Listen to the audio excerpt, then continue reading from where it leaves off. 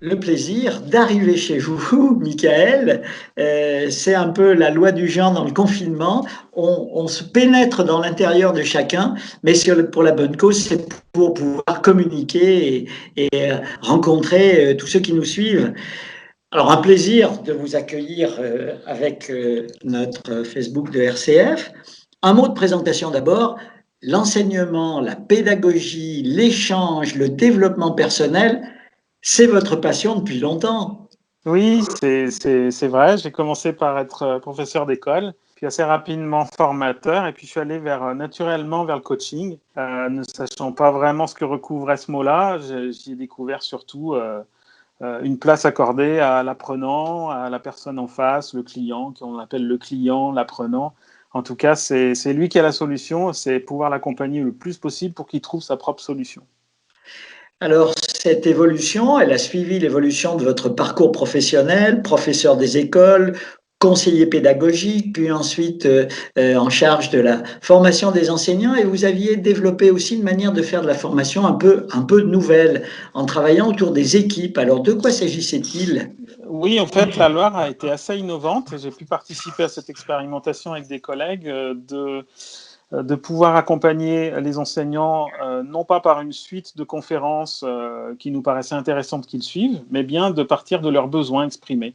Donc ensuite, si c'était une conférence qu'il leur fallait, on les orientait vers une conférence, mais ça pouvait être aussi simplement pouvoir parler des problèmes de leurs élèves, dégager des solutions. Donc, j'ai fait un peu de coaching d'équipe sans le savoir, et mes collègues aussi. Et moi, ça m'intéressait depuis plusieurs années par des lectures, et donc je m'y suis formé en 2016. Je suis coach certifié. Je dis souvent ce nom de certifié parce que ça différencie les autoproclamations coach. Voilà, j'appartiens à une fédération de coachs. Au moins une fois par mois, il y a des réunions, beaucoup par Skype en ce moment, pour pouvoir croiser nos pratiques et rester en supervision et en intervision. Donc, c'est des choses importantes. Très rapidement aussi, en même temps que cette formation, bah, vous avez évolué professionnellement et maintenant vous êtes chargé de la pédagogie à l'école des mines. Alors, est-ce qu'il y a besoin de pédagogie à l'école des mines? Question un peu ironique. Ces brillants futurs ingénieurs, ils travaillent dans leur laboratoire, ils apprennent, ils ont tout ce qu'il faut. Il y a besoin de pédagogie?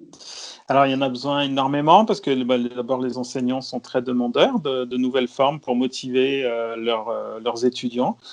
Toute l'équipe, là, je salue l'équipe du pôle pédagogique, est très mobilisée depuis le début du confinement pour accompagner les enseignants à la mise en place justement du transfert de leurs cours qui étaient prévus en présence pour les animer à distance. Donc, on a des échanges comme jamais on en a eu autant, donc c'est intéressant. Et je pense qu'il restera aussi des idées et des collaborations futures post-confinement qui seront intéressantes. Puis la pédagogie, c'est pas seulement l'art d'enseigner, c'est aussi pour l'école des mines, en tout cas, qui en a soin, trouver des espaces apprenants, aussi une ergonomie globale apprenante. Donc, on s'occupe de la transformation de la bibliothèque en ce moment pour qu'elle soit le plus à même de correspondre aux envies des étudiants, aux besoins des étudiants, notamment en termes par exemple, de casques connectés qu'on va mettre en place bientôt, des casques de réalité virtuelle qui vont simuler la prise de parole quand ils ont à prendre la parole pour présenter un projet,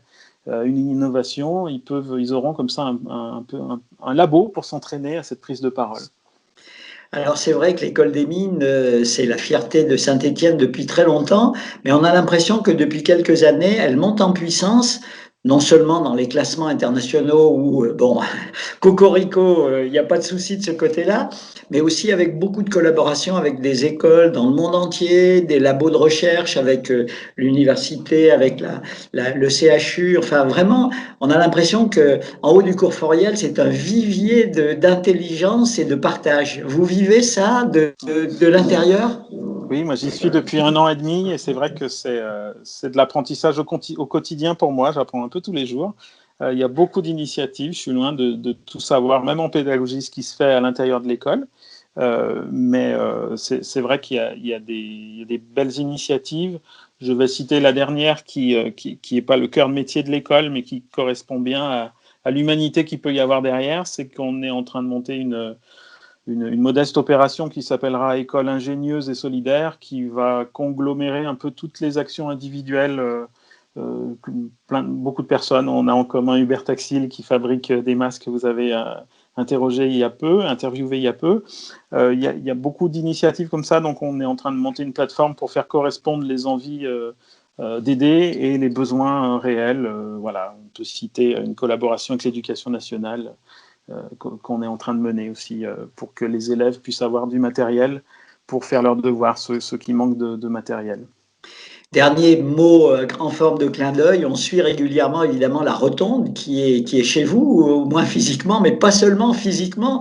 Au fond, la culture scientifique dont on a tellement besoin pour le monde de demain, c'est aussi votre souci à travers les formations et les ingénieurs que vous formez. Oui. Et puis la Rotonde est une équipe très dynamique qui a d'ailleurs fait appel au pôle pédagogique pour se remettre en question, pour faire un travail d'équipe accompagné par le pôle pédagogique. Donc, je vais être le coach d'équipe là aussi prochainement et j'ai hâte parce que c'est une belle équipe. Alors voilà, on vous connaît mieux et puis le confinement arrive et vous vous dites, qu'est-ce que je peux faire? Au fond, ça a été ça le point de départ de la démarche que vous avez initiée et dont nos confrères du Progrès se faisaient l'écho aujourd'hui, dimanche. Tout à fait, oui. Moi, il vaut mieux pas que je me mette à me former à l'imprimante 3D et que j'imprime des casques, parce que des masques, ça ne Dans, marcherait pas. dans Et notre équipe, c'est vrai que moi, il vaut mieux que je n'essaye pas de me former à la vidéo et aux outils, n'est-ce pas, Jean-Marc? C'est vous qui réglez tout ça. Voilà, Voilà. avec tout ça. Votre proposition. en fait, au début du confinement, j'ai été en lien avec une collègue coach de Toulouse et on a filé la métaphore de l'île déserte en se disant on est un peu comme des îles désertes, là, puisqu'on est confiné, on revisite un peu nos intérieurs, nos maisons, on repeint, on range, on réaménage, on profite de ce temps suspendu. Et je dis oui, sauf on a la grande chance de pouvoir être connectés les uns aux autres. Et donc, on est plutôt comme un archipel d'îles désertes. Et à partir de ce mot d'archipel, j'ai monté une opération. Elle aussi, elle monte une opération de coaching gratuit en ce moment. Mais moi, j'avais envie de le faire en animant un groupe maximum 3 parce que par Skype, c'est compliqué. Et c'est l'idée d'un non-retour à la normale. Et anormal, on l'écrit comme on veut, soit en 2 mots, soit Avec une l'apostrophe. apostrophe, voilà. C'est-à-dire, il y a un certain nombre de choses qu'on est aussi content de laisser dans ce temps de confinement. Voilà, j'ai des exemples dans mon entourage. Et c'est peut-être le moment de construire un vrai projet qui viendra remplacer ce qui paraît moins normal, anormal ou excessif dans les vies avant le confinement. Donc il y a des beaux projets, on en est aux ateliers 7 et 8 là, qui vont se dérouler la semaine prochaine. Alors Et concrètement, ça se passe comment? Il faut s'inscrire et puis vous proposer un certain temps de rencontre à 3 ou 4 maximum. voilà, de toute façon il y a 3 personnes maximum, donc avec moi ce sera 4. Oui, effectivement, il y a une inscription obligatoire, c'est gratuit pendant la période de confinement. Ça correspond à des ateliers que j'ai déjà menés en présence, des ateliers thématiques. Là, la thématique, elle est plutôt le post-confinement. Qu'est-ce que je veux voir changer pour ne pas être la même après le confinement. Et effectivement, il y a un lien qu'on peut trouver sur mon blog. Donc moi, j'ai la boîte Zoo Coaching, Zoo comme... allez, on y va, Zoo, donc ZOU, point d'exclamation. Et à partir de là, il y a des liens d'inscription et j'ai une page Facebook assez active. Donc dès ce soir, il y aura les dates et les liens pour retrouver effectivement les visios qui correspondront aux ateliers. Alors, si j'ai bien compris, c'est un one-shot, c'est-à-dire que le petit groupe se réunit autour de vous pendant 1 heure et demie et puis vous proposez la même configuration à d'autres, de façon à ce que ça fasse un peu boule de neige. C'est un peu le Oui, principe? oui, il y a des personnes qui peuvent revenir, assister à plusieurs ateliers si elles le souhaitent aussi, pour avoir quelque chose de filé et de continu. Généralement, les accompagnements de coaching, on attend 15 jours, 3 semaines entre chaque rendez-vous.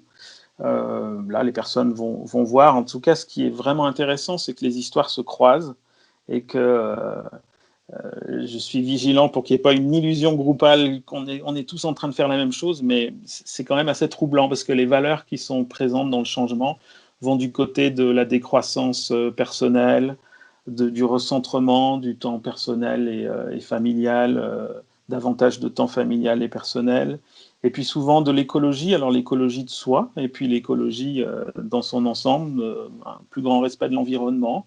Donc voilà, c'est des beaux projets qui naissent et je souhaite aux personnes de les continuer. C'est très encourageant et très enrichissant pour moi aussi de voir ces évolutions.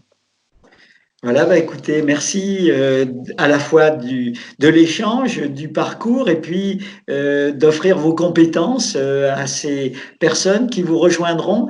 Il y a aussi le phénomène un peu étrange que ces personnes ne se connaissent pas, elles n'ont pas les mêmes environnements professionnels, familiaux, les mêmes histoires, et c'est un peu un moment, entre guillemets, un moment de grâce que vous leur offrez de se rencontrer.